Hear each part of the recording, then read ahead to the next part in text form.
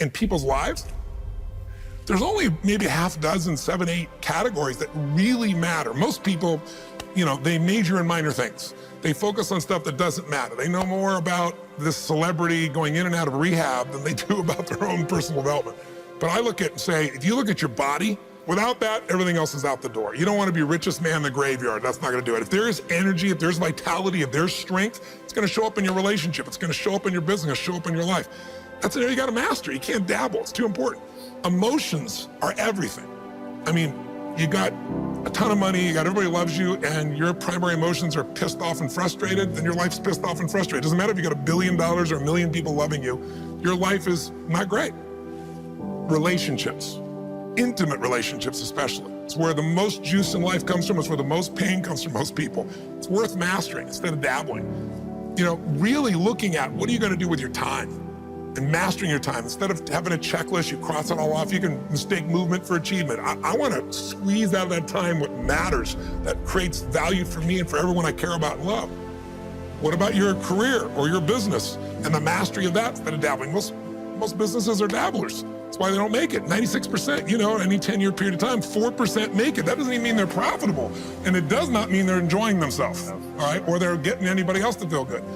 Really mastering money so that it's not a question in your life. You can do and be and give and share as much as you want. You're not stressed about it. You live in a place of abundance. And then spiritually, really, I think, I don't tell people what to believe spiritually, but I believe that ultimately, whatever you believe, you got to live it. And it should lead to growing and giving. If you're growing, you feel alive. If you're giving, you feel 10 times more alive. And I think if someone can celebrate and give, then that's spiritual state. So to me, those are the areas I look at mastering. Business, for sure, but it's the areas of life that matter most. And most of where we spend our time doesn't make people feel fulfilled. That's why the average person is not fit and healthy. The average person is not in a relationship where they have tremendous passion.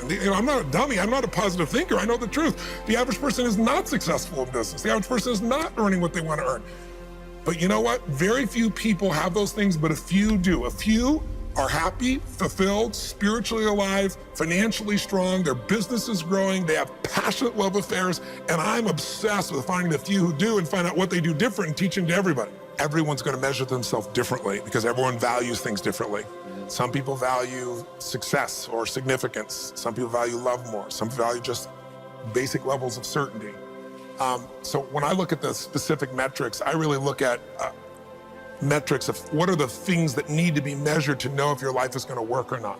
So I look at it as our whole lives are guided moment to moment by the state we're in. Learning how to change your state, not bullshit, not fake, but to go from pissed off, frustrated, freaked out to back in your center or creative or determined or something that's going to move you forward. It's going to create a better quality of life for you and others. That's a critical skill set. So moment to moment, our life's controlled by our states. Yep. If you're in an angry state, you're going to respond differently than if you're feeling playful. But what controls those states long term is your model of the world, your worldview. And I look at that as having, as a metric, 3 things that I look at. I look to see first, what are the targets you're after? The target is, everyone has different goals and dreams and desires. But as I traveled around the world to 100 countries, I started going, holy shit, I'm seeing the same problems. What's underneath it? I began to see that there are these same 6 human needs that we all have, the same needs. We all have a need for certainty, that we can avoid pain and we can have some pleasure, some comfort. We all need uncertainty. We need variety or we feel dead inside. If you're totally certain, you're bored. If you have total variety, you're like freak out. And it's not a balance. It's learning which of these you need more as a person. Everyone's developed a different set of values in that area. The need for significance, to feel unique, special, important, the need to feel loved, the need to grow, and the need to contribute. Some people value certainty at the top of their list. That's their center of their target. I don't want to do anything unless I know it's going to work. I don't want to do anything unless it's the same. If you change anything, they freak out. If certainty is the #1 thing on your list, everyone has the same needs, but if it's #1, I know how your life's going to be. I can predict the direction of your life and therefore the destination to some extent. If you're driven by love first, you want certainty too, but love is higher, you're going to behave very differently than if you're driven by significance. I have to be the one. So I look to see which of those needs are the top 2 on your list because they control your life. Yep. The 2 that most people have, 90% of the planet, if you said, of all these needs, which one do you really focus on most day to day? Everybody wants love. What do you focus on? Most people focus on being significant. We live in a Facebook world where people fake their life, put new filters, make it look different than it really is, tell stories that, are totally full of it to make themselves look good. Because we live in this kind of false world where significance is more important than love. And it separates us. And the other one that we see most often is certainty. People want to be certain before they can do something. You couldn't have started a business like you had if you were absolutely certain before you started. You can never build a business with that. You can never build a great relationship, because if it's based on certainty, then everybody's got to stay the same and never change, which means you're never going to grow, which means you're going to be miserable. Right. So my metrics are, I want to find out what's driving you. And I want to see, is it healthy or unhealthy? You can have two people be driven by significance, though, and do it with a different set of rules. That's the second piece I measure. The beliefs or rules of how to fulfill that target. But I want to be more clear about something. An extraordinary life is life on your terms, and there's two parts. Part one to have an extraordinary life is mastering the skill of the science of achievement. How do I take what I envision and make it real? And how do I do that quicker, faster, better, easier? The ability to manifest what you come up with and make it real, like you've done with your company, yes, that's a skill set. I spend an unbelievable amount of time helping people do it faster, quicker, better, showing them the shortcuts, teaching them the strategies, modeling what works so you can save yourself a decade. But I would submit to you that having done this for 38 years with, 50 million people at this stage, I can tell you that the science of achievement, there are a lot of people that are damn good at that, and they still don't have an extraordinary life. They have an extraordinary life. You see it as extraordinary, but I get the phone call from the multi-billionaire who tells me he wants to do this thing on his business, but what he really find out is he's miserable as hell, and he's hoping somehow I'm gonna rub off on him on that side too. Right. And so I give him what he asked for, the change in his business, but I also give him what he needs, which is the change inside of him. So the second skill is the art of fulfillment. If you want an extraordinary life, you can't just achieve, you gotta be fulfilled. As simplistic as that sounds, but it's an art. It's not a science. Sure. It's a science to making money, come on. Any age, any color, any background, any gender, if you do these things, you'll have an abundance of money. You do these things, you're gonna have too much month at the end of the money. You're gonna have financial stress, right? Body. Everyone's biochemically different, but you and I both know there's fundamental rules, laws. There's a science to the body. You violate that science, you're gonna have disease, you're gonna have low energy. You align with that, you're gonna have an abundance of energy. It's gonna affect everything in your life. It's a science. Fulfillment's not like that. Fulfillment is as different as our human beings. You wanna know what God or the universe likes? Look at the jungle, look at the forest. Right. It's diverse, right? So most people think, well, I wanna get that, because they've been modeling somebody else, and that might work on how to achieve something. It'll never work for what to fulfill you. How many people you know, like you, got what you thought you wanted and you weren't fulfilled? Right. And that, I always tell people, success without fulfillment is the ultimate failure. The ultimate failure, because if you go at something and you fail and you're an achiever, you don't fail. You go, I learned something, I'll just try something else. Right. I'm gonna still get there. But when you succeed and you're not happy, so a perfect example of this, I mentioned in the seminar you were there because it hit me about a year and a month ago, we lost what I consider a national treasure, Robin Williams. And I asked people, how many of you love Robin Williams? Everybody raising their hand all around the world, right? He made people laugh, people were touched by him. So how good was he at the science of achievement? I mean, he wanted to be a great comedian, make the whole world laugh, he did. He wanted to have his own TV show, he did. He wanted the #1 show, he did it. He wanted to make movies, he did. He wanted to have an Academy Award for not being funny. Dramatic, and he did it, right? He did it, yeah. He said he wanted a beautiful family. He achieved everything, and he hung himself. That's crazy. And I know recently someone's saying, well, he had dementia, he had drug abuse, he had alcohol abuse most of his life because he made everybody happy but whom? Himself. That's the ultimate failure. So if I had no other message to offer your viewers, and you let me give it to them right now, I'll tell you what I believe. I believe our lives are controlled by one force, decisions. I certainly believe in force greater than myself, call it God if you will, grace, whatever you want to call it, the universe. But I also believe it gives us choices. And the decisions we make control us much more than the conditions we meet. It's not the conditions, it's your decisions. Decisions of what to believe, decisions what to do, decisions what to give. I say to people, think about, look back 10 years ago, 5 years ago, 15 years ago, and think of a decision you made. That if you would have made a different decision, you'd have a totally different life today. Better or worse, I don't know, but totally different.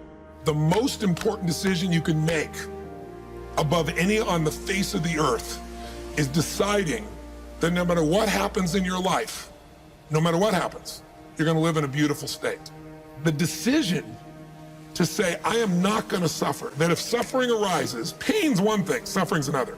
Suffering is when you're like, suffering could be worry, it could be anger, it could be frustration. It's anything that takes you out of a beautiful state. And here's what people don't get. You can end suffering by stop focusing on yourself and focus on something you want to serve greater than yourself. Your children, your wife, your mission, your life. You can get out of it in an instant because the nature of the human mind is to constantly compare things. Your mind, your brain is a 2 million year old device, and it is not designed to make you happy. It's designed to make you survive. Right. And that's why it's always looking for what's wrong. But it used to be what's wrong, a saber-toothed tiger, so I can protect myself. Now people are worried about what people think about them, or do they have enough money when 2/3 of the planet lives on $2 a day, and you're making $38,000, you're rich. The poorest of the poor in our country are considered rich. I'm not saying they should stay that way. Right. But you can only build on success. My goal would have you consider something. Life is short. We don't know how short it's gonna be. But if you only had a week to live, I bet you wouldn't allow yourself to suffer over a little crap that makes you crazy normally. I think you would probably spend time with those you love, you would do what you love, you'd take awe in a sunset, you'd smell the air, you would take in everything in those final moments that you possibly do. So my thing is, why wait? Right. Why wait? Why not just decide that if I start to suffer, I know the solution, because suffering is me obsessing about me. You might say, it's not me, I'm worried about my kids because they're not doing well. No, you're worried that you haven't done enough for your kids. It's about you still, right? Yes. You know, you're worried about what was done or what you should have done or what shouldn't have done. And you can end that in an instant by becoming aware of it and saying, I have made the most important decision of all. Right. I'm gonna live in a beautiful state. Because here's what's gonna happen. Anybody watching, you may lose a family member, you probably will. Somebody may get cancer. Your business the government might change the rules. They might change things radically that you can't even do anything about it. You might go bankrupt. You might get divorced. I'm not saying anybody will, but no one knows what's gonna really happen in your life. Life's full of uncertainty, but here's what you can know. You can decide that no matter what happens, you could have a great time. If somebody like Viktor Frankl can be locked up in Auschwitz and come out of that and experience finding joy in the middle of Auschwitz, then human beings have a capacity they've undersold themselves on. We think that the outside world determines how we feel. If people have to behave a certain way, if your husband or your wife or your kids or your coworkers or whoever, your boss, has to behave a certain way for you to be happy, and if they don't, you're unhappy, then you're always gonna be unhappy, because the more people around you, the more they're gonna change that, because they're all human, right? My invitation is, as great as it is to achieve, more important to enjoy. Right. And if you can enjoy every moment in that state, when you're feeling loving and playful and passionate and curious and awe, you treat other people 100 times better than when you're feeling frustrated, pissed off, overwhelmed, worried, stressed, or feeling sorry for yourself. Right. You're gonna be a better parent, you're gonna be a better lover, you're gonna be a better business person, you're gonna have a better life. So my soliloquy is, decide. Decide today and actually say, what if I cut it off? What if I said, I'm not willing to settle and I'm just gonna live in a beautiful state? Doesn't mean you won't feel bad, it doesn't mean you won't stay there. You instantly change. But what the hell is success? It's hitting an expectation. And I always tell people, man, trade your expectations for appreciation, and it's a whole new world instantly. If you can appreciate this moment, if you can't find ecstasy in this moment, in a conversation with a friend and looking in your wife's eyes, being with your children, going on a run, if you can't find ecstasy now, I'm here to tell you, more money, more people, more love, more business, more anything is not gonna give you more ecstasy. If you can't do it here now, you're not gonna do it there when you got more. So why not do it now and have a rich life right now? I tell people, money, that's one thing. Like having financial abundance, there's skills, that's a science. But wealth, it's a decision. It's like you can be wealthy right now. I live in Fiji a good portion of the time. There are these villagers there.